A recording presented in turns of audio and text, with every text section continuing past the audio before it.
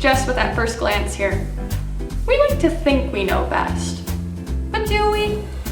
In today's reading, Peter is going to offer some well-intentioned words that cause Jesus to remind him what actually matters.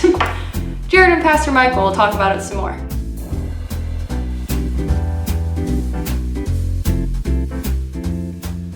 Welcome back to That First Glance. My name is Jarod Wasson. And I'm Pastor Michael Mueller, and we're here at First Lutheran Church in Janesville, Wisconsin. Good to see you again. What a good... It's good to see you. Good to see you too, Pastor. It's been a while, about a week again. Another week.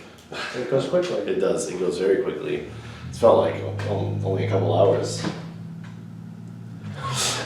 So anyway, today we're going through another, you won't believe it, reading. And today we're going through Matthew 16, 21 through 28, if you're following along at home. And this is picking up right after where we left off last time. Yep. Conversation continues. Yeah, so we just heard Peter get praised for his declaration, and now we're going to hear him not. So that's a pretty quick turnaround for Peter. It's a fast turnaround. Yeah, so... I mean, this is kind of like the corporate equivalent of Jesus putting him now on a performance improvement plan, or something similar maybe, and we're gonna see what Jesus says to Peter here. All right, shall we get into it? Let's hear it. All right. Again, if you're following along at home, this is Matthew 16, 21 through 28. This is Matthew 16, 21 through 28 out of the New Living Translation of the Bible. From then on, Jesus began to tell his disciples plainly that it was necessary for him to go to Jerusalem, and that he would suffer many terrible things at the hands of the elders, the leading priests, and the teachers of religious law. He would be killed, but on the third day he would be raised from the dead. But Peter took him aside and began to reprimand him for saying such things. "Heaven forbid, Lord," he said. "This will never happen to you." Jesus turned to Peter and said, "Get away from me, Satan. You are a dangerous trap to me. You are seeing things merely from a human point of view and not from God's." And then Jesus said to his disciples, "If any of you wants to be my follower, you must give up your own way, take up your cross, and follow me. If you try to hang on to your life, you will lose it. But if you give up your life for my sake, you will save it. And what do you benefit if you gain the whole world but lose your own soul? Is there anything worth more than your soul? For the Son of Man will come with his angels in the glory of his Father, and will judge all people according to their deeds. And I tell you the truth, some standing here right now will not die before they see the Son of Man coming in his kingdom." Oh, it's not great when God calls you Satan. I'll tell you what. But Peter kind of deserved it here. I mean, you can't... the irony is, he just admitted who Jesus was. Right. And then he says, "God forbid it, Lord." It's like, no. Jesus has this path, and just like Satan did in the trials in the wilderness, he's trying to get him off of that path. And now Peter is acting in that role, and I think that's where that's coming from. Yep. Am I right on base there? I think so. Yeah, the whole wilderness scene after the baptism of Jesus is Jesus demonstrating faithfulness. It's a sort of a parallel to the people of Israel in the wilderness for 40 years, and Jesus continues to trust, continues to come back to the instruction in Deuteronomy. And he's faithful to the instruction that he's given in a way that people before have not been. Right.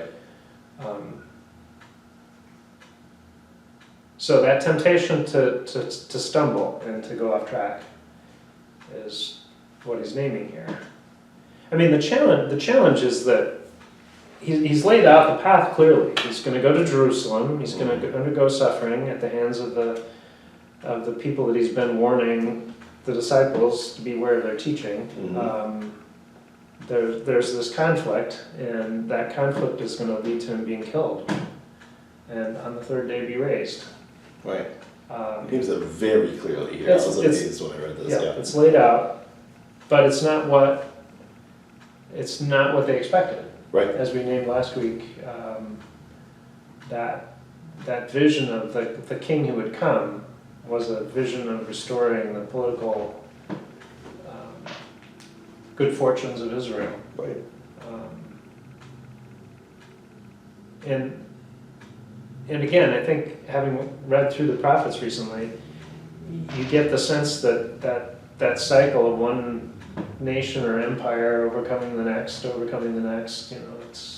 it's this endless cycle of violence that lifts one leader up until another one comes and another one comes. Mm-hmm. And I hear Jesus naming that it's a different vision altogether. Right. And how does that make any sense to Peter and to the others who were anticipating more of the same? Mm-hmm. That can't be.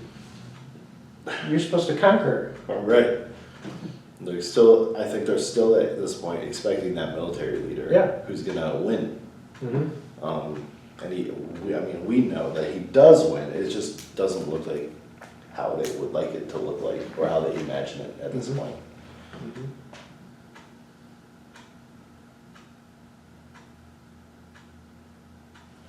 And the question is, do we imagine it that way? Right.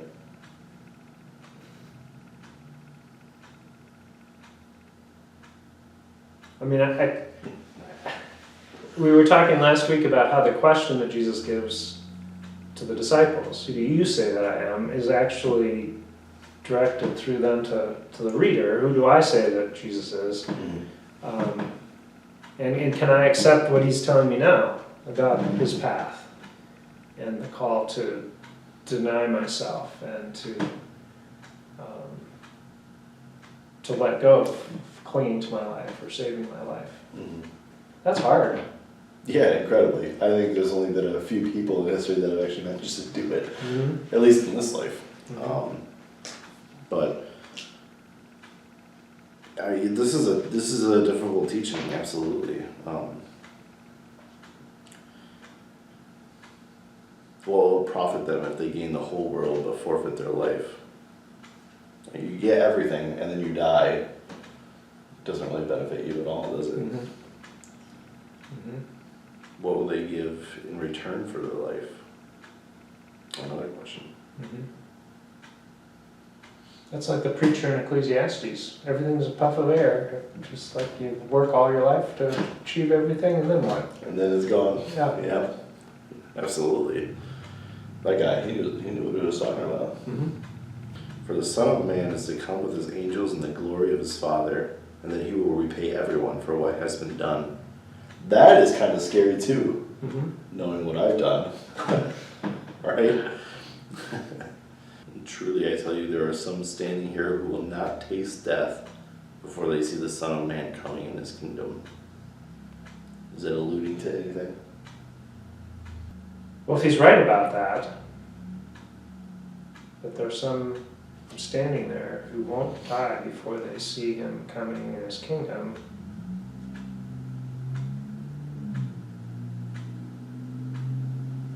then that's something other than coming in his kingdom at the end of all things. Right. I mean, my initial reading through this, I read that and I thought John on Patmos with his visions of Revelation. Mm-hmm. Because he's seeing it happening for the future, right? Mm-hmm. That's kind of what I had thought. But what do you think? Well, again, if they haven't died and they're actually seeing him coming in his kingdom,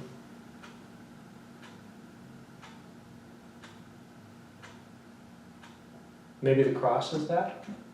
Yeah. Again, the kind of the reverse of what we would imagine as Of what the kingdom coming is. in the Yeah. glory. Yeah. Yeah, right. Glory to him may look different than it does to us. Mm-hmm. Absolutely. But that is the vessel to his kingship, isn't it? The cross Mm-hmm. is what ironically elevates him. Mm-hmm.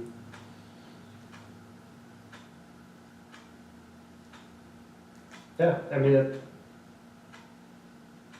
it's a challenging text.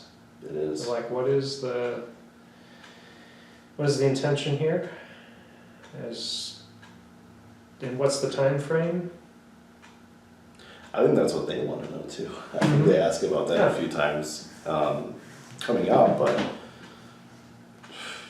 to be a disciple and to hear all this, like, oh no. You know, that would be my first thought. Oh no. Mm-hmm. That would not be what I was expecting, for sure. I think that's my response every time I come back to this. Oh no. Oh no. Oh What? no. Yeah. What is this really asking of me Right. and of us?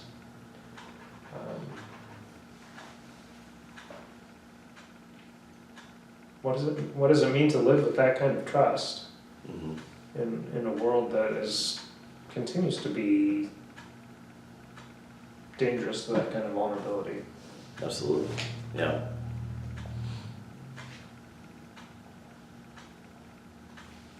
I think this call at the end of this first part of the passage,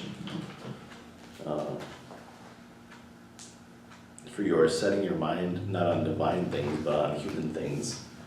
I think that's an invitation to think about what are the divine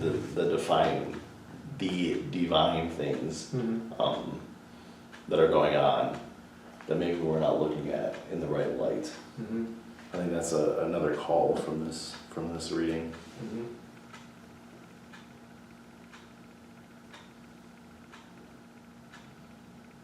Yeah, I think that's definitely central. I mean, again, thinking about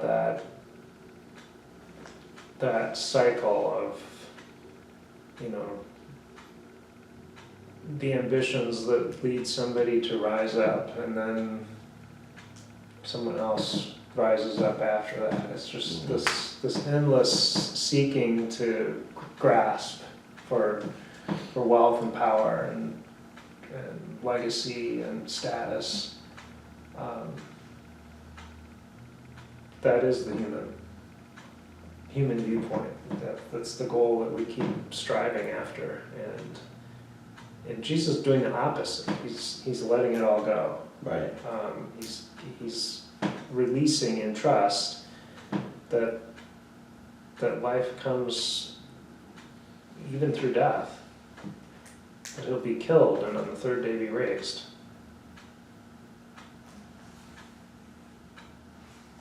When you say that, I think of the Wheel of Fortune a little bit. Yeah. There's I think a cathedral in France that has, I think maybe it's a rose window, but it looks like a wheel. Mm-hmm. And there's like 3 people on this wheel. There's someone sitting at the top, in the center of the wheel, who's made it. Uh-huh. There's another falling down to the side, someone who was on top and then had lost their power. And then there's another climbing up the top. And then it's a cycle, like you're naming. Mm-hmm. And then in the center of that wheel is Jesus. Mm-hmm. And that's what I'm picturing as you're going through that. Mm-hmm. And so like the goal isn't to be on the outside of the wheel, Right. but to be in the center of the wheel where it's consistent and where you got everything you need, Mm-hmm. right with Christ. That's interesting. That's in a cathedral window? I think so. Maybe the cathedral in Chartres is popping into my head, but I could be wrong. Mm-hmm. I think so though. Mm-hmm. Or maybe it's just medieval Renaissance art, I don't know. Mm-hmm. One of the 3. Well, that's But- an image that kind of holds all of that. Yeah, absolutely. And so, I mean, I remember hearing someone talk about it and they said,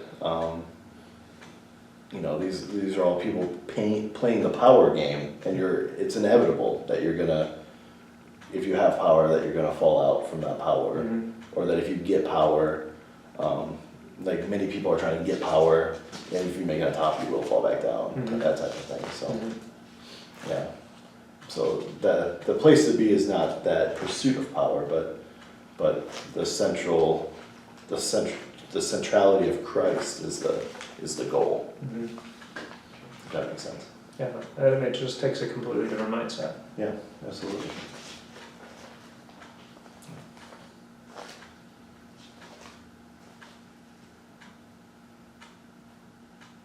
Yeah, I mean, I think that's a core question that comes out of not only this text, but of the whole gospel. What does it mean to set our mind on the things of God rather than on human things? Right. Yep. I think so. How do you live out of that then? Absolutely. That's a question that we need to take with us. It's not a question I think that you answer once and then you're done. Mhm. That's something you're asking yourself like Mhm. every day as Mhm. you're going and making decisions in life.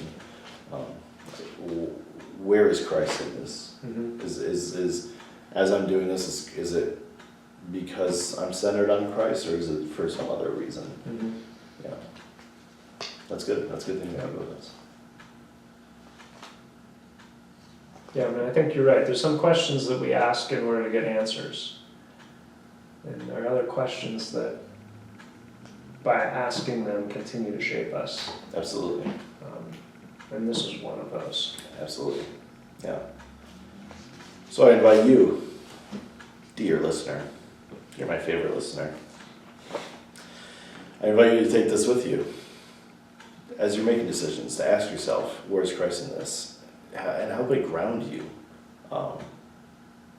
Just really think about it. Any closing thoughts, Pastor?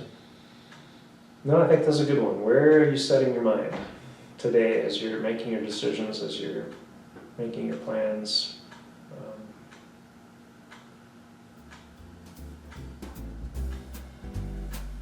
That's it. That's it. It's good. It's good. It's a good note to leave it on. This has been At First Glance. Thank you. We'll see you next week.